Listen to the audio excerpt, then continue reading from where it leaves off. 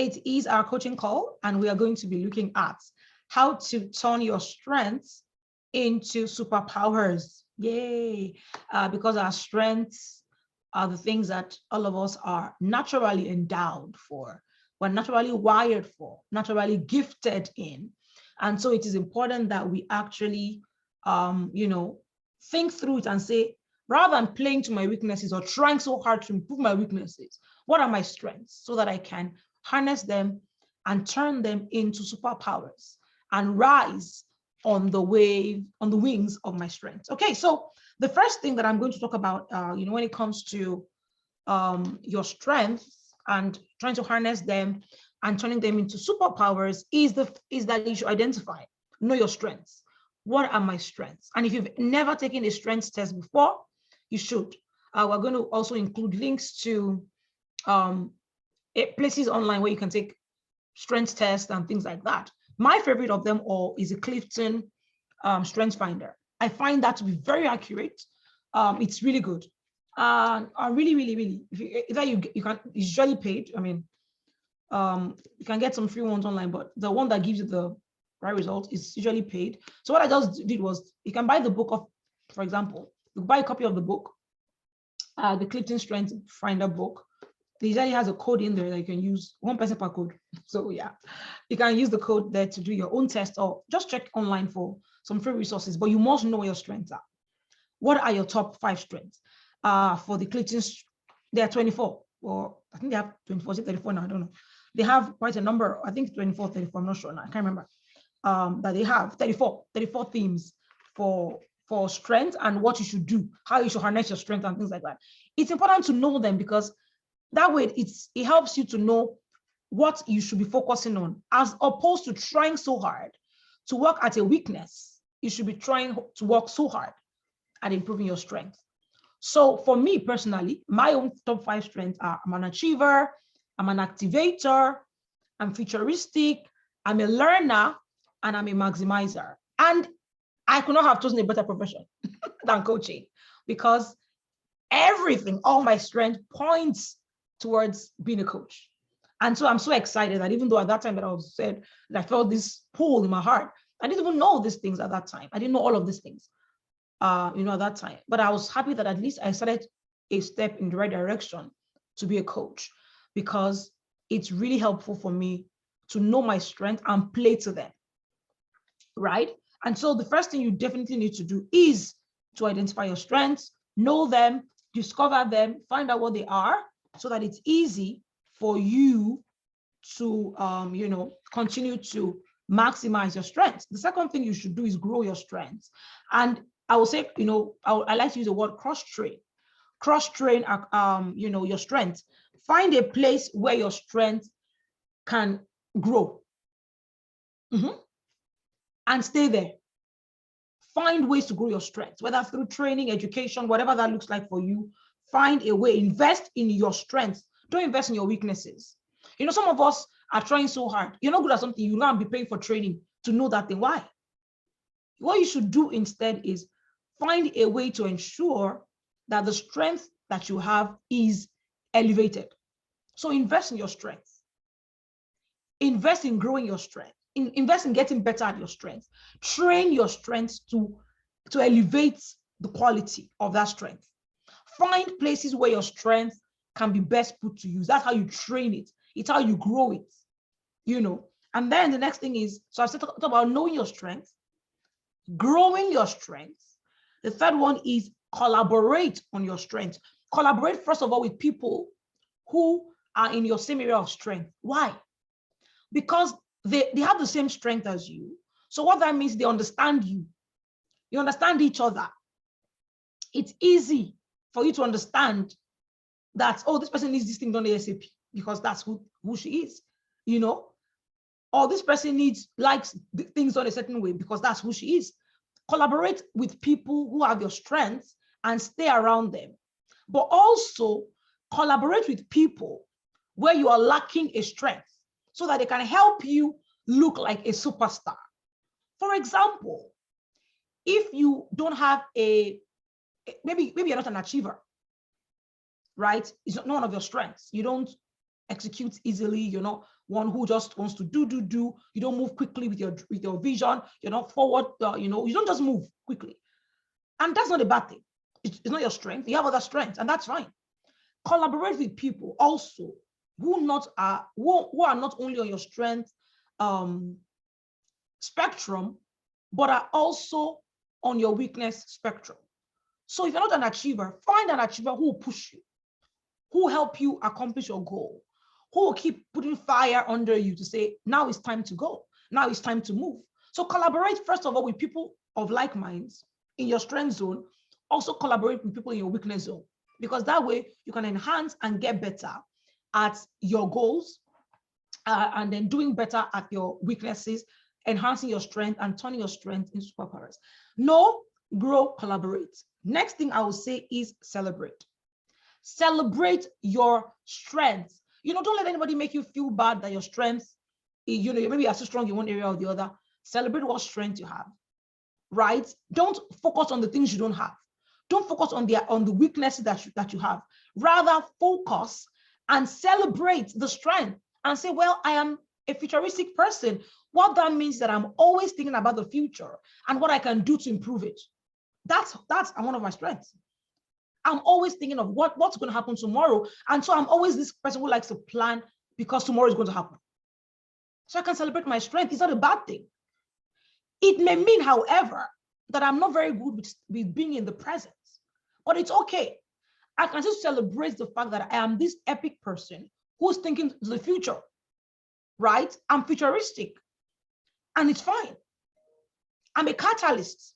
It's fine. I motivate other people to take action. That's great. That's excellent. Does not mean that other people, their own strength is bad. No, but I celebrate mine. Even though he has his own weaknesses, I will celebrate mine. I mentioned earlier to you about the fact that one of the things that I discovered was that I didn't celebrate myself enough. And so what did I do? I set a reminder every Friday to say 9 p.m. My reminder goes off. So I just sit down and pause for like maybe 5 minutes. Say, what have I done this week? What have I achieved this week? And then I think about it. And immediately I start to tell myself, oh, well done. You've done a great job. You know why? I started to do that. Let me read out something to you very quickly about achiever, right? What an achiever is and some strengths and weaknesses. Achiever explains your drive. Achiever describes a constant need for achievements. Every day your day starts at 0. By the end of the day, you must achieve something tangible in order to feel good about yourself. Every single day, including weekdays, vacations, work days. You must achieve something. So what do I do? Right? Ideas for action for an achiever. Select a job that allows you to have a leeway to work as hard as you want. Right? As an achiever, you relish the feeling of being busy, yet you also need to know that you are done. Therefore, do what? What I said earlier on the goal setting call. Attach timelines and measurements to goals so that effort leads to define progress. So I will say, even though I have 150 things to do, I've done 10 today. I did well. That's how you celebrate yourself. The next thing I wanted to talk about is remember to build celebration and recognition into your life. Achievers tend to move on to the next challenge without acknowledging their successes. Counter this impulse by creating regular opportunities to enjoy your progress and accomplishments. Celebrate your strength. It's important that you celebrate. Don't just, whatever. It's important. So whatever your own strength is, whatever it looks like for you, find a way to celebrate it when you have accomplished whatever that strength is. Okay? Don't think only about your weaknesses because it's going to pull you down even more. The next thing I want to talk about is create habits around your strength. Very important. Your daily routine should magnify your strength. Your daily routine should magnify your strength. Your habits should magnify your strength. I always ask yourself, the question of this thing I'm doing, this thing that has become a habit for me, is it catering to my area of strength. Create a habit around your strength because it's easier for you. Let me give you an example. Talking about exercising, for example, right? You are an achiever. So what that means, for example, what that means, like you like to tick and say, tick, tick, tick, tick, I've done it. So rather than say, I will do, for example, I'll work out every day, whatever, just a random thing. How about you say things like, I'll do 10 minutes every day, consistently for 7 days. And then you create a habit around that. 8:30 or 8:45 or 5 a.m. or whatever time works for you, or 10 p.m., you set an alarm, you get it done, you feel good. Why? Because you have ticked that box. You create a habit around your strength. What it does is it magnifies the better part of your strength, as opposed to you feel like, I'm struggling in this area, I don't know what to do because it's a weakness, and then you're magnifying it by putting habits around it. If you don't like to get up in the mornings, for example, but an achiever, you can say, because I will feel like, if I set an alarm at 5 a.m., I will always feel like something is wrong with me. I didn't do well today if I don't get up at 5 a.m. Why would I set myself up for failure when I know that I don't like to wake up at 5 a.m.? I'd rather say, okay, you know what? I will do this exercise at 9:30 p.m. if I feel like I'm more alert, or I'll do it at lunch break when I'm more alert, because it will feed my accomplishments need as an achiever. So make sure your habits are built around what makes you thrive, instead of trying to build it around what your weaknesses are. Stop struggling against the natural way you're wired. Go with your natural wiring to accomplish things. It is easier for you, as opposed to striving so hard to fit into a role that you're not good at. Let your strength be the, form habits around your strength so that you can drive your accomplishments. And that's why it's important that you check what your strengths are. Please know your strengths, and cater to them and stop struggling. Because you cannot make a superpower out of a weakness, no matter how much you try. It's like a lead, 0 to 10. You're always going to fall at 5 in your weakness. You can never be at a 10 in your weakness, in your weak area. You can only try. You can never excel. Be excellent is your weakness. You're going to try, maybe you just try to get by in life. Like, for example, let me give a very typical example. Children go to school. Everybody learns math, English, science, whatever, basic stuff. As you move to higher classes, they tell you to specify, to narrow down what it is that you want to do. And as you narrow down, it's supposed to narrow down into your area of strength, so that way, the things that was general for everybody before is no longer general for you. Maybe you don't like to do mathematics, for example. Then I say, you know what? Maybe you don't like to walk a certain way. Okay, how about you do? Well, where I live, you can do that. How about you move to a school that focuses on music? How about you move to a school that focuses on sports? How about you move to a school that focuses on construction, for example, or like handwork and things like that? How about you go into trades, as opposed to going into maybe like a professional degree? Why? Because I'm just trying to say, okay, now everybody did the same thing. You have the basic skills to survive in life, math and English. But as you grow older, can we move to where your real area of strength is? So you're never going to excel at a weakness. You can only excel at a strength. That's why you must cater to your own strength and ensure you harness it to become a superpower. All right. The next thing you need to do, I talked about knowing your strength, growing it, collaborating on your strength, celebrating your strength, creating habits around your strength, and then teaching your strength. The more you teach somebody about your strength, or using your strength to teach people, or educating them, or about your strengths and things like that, the easier it is for you to excel in that area. The more you teach what you know about something, the easier it is for you to excel in that area, right? Teach your strength, let somebody else know how to do this thing.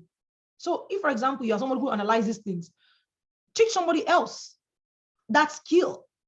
You're going to get better at it. You're going to feel good about yourself that you're even adding value with your strength, right? Teach people how to execute. It's why I'm saying that God definitely, of course, has a sense of humor, that I am in this in what I do. I coach, right? Because it's my greatest areas of strength. Teaching people how to execute, how to actually, move forward quickly, accelerate their growth. I'm naturally wired like that. It's what I do. Like I don't stall on my goals. I know I have a goal, I go and I do it. And so I can teach somebody else. The more I teach people how to do the same thing, the easier it is, the more I grow in that area of strength, and the easier it is for me to actually be able to use the same strength more and more. I can enlarge, I can elevate my strength when I teach it to other people. Then the next thing is that I need you to reach beyond, what you currently are in your strength right now. What that means is this: I need you to find the best place to showcase your strength. So I need you to ask a question each day about your strength. Ask yourself this question: where can I show my strength today that will make all the difference, that will elevate how people see me? Let me give you an example. Achiever. I'm using mine as an example. Achiever. I can sit down in my house and be an achiever and do my work. Or I can be an achiever and help somebody else accomplish something. And that puts me in the news. I'm still an achiever. I can do my achievements sitting in front of my computer, do my own work. I can collaborate with somebody who elevates my skill and show it to the world, still an achiever. I can find bigger platforms to be an achiever on. So ask yourself every day or every week, this week, where can I showcase my expertise so that my strength can be elevated to a next level? Don't sit on where you are in your strength right now. See, this is my strength and I see. No, find a bigger platform that will showcase and elevate your strength to other people, because it is still the same strength, but there's a way you can magnify that strength that helps other people to see that you're doing this thing. And from that space, more people can know about your strength and also put you in the faces of other people, a global audience that did not know you before. So ask yourself, what can I do to elevate my strength this week? Who can I partner with? Who can I collaborate with? What platforms can I be reaching out to? You write, for example. That's a gift and a talent, but I'm just using it as an example. So I want to show one of these my skills that I'm good at this thing. So I can write on my own, on my Facebook page, and that will be all. I can choose to write for Huffington Post, put myself out there more. I can choose to elevate it and write for an international audience. I can register on Medium. I can find a partner with an international author and write a book with them. That's still the same gifts. But I'm asking myself, how can I elevate these gifts so that I can use it to serve a more global audience, a bigger audience? Because at the end of the day, a strength I have that nobody knows that I have is just a waste, right? How is this activity that I'm doing right now helping me to elevate my strength? Is it showcasing my strength even more? And please, let me beg you, don't take on roles that will magnify your weaknesses. Don't take up roles that will magnify your weaknesses. Example, if you're not good with money, don't take on a role that all people are going to see is your deficiency in ability to manage money. The reason why a lot of people, not because people are bad people, right? You complain about somebody, they're not bad. They just happen to be in a role that all the role is doing is showcasing their weaknesses. Someone doesn't have good leadership skills and they are made a leader. That's going to showcase their inability to lead well. But maybe they are epic followers. Maybe they are great at analyzing things, at seeing the thing that nobody else sees. Maybe they are great at looking at opportunities. Maybe they also know how to lead well.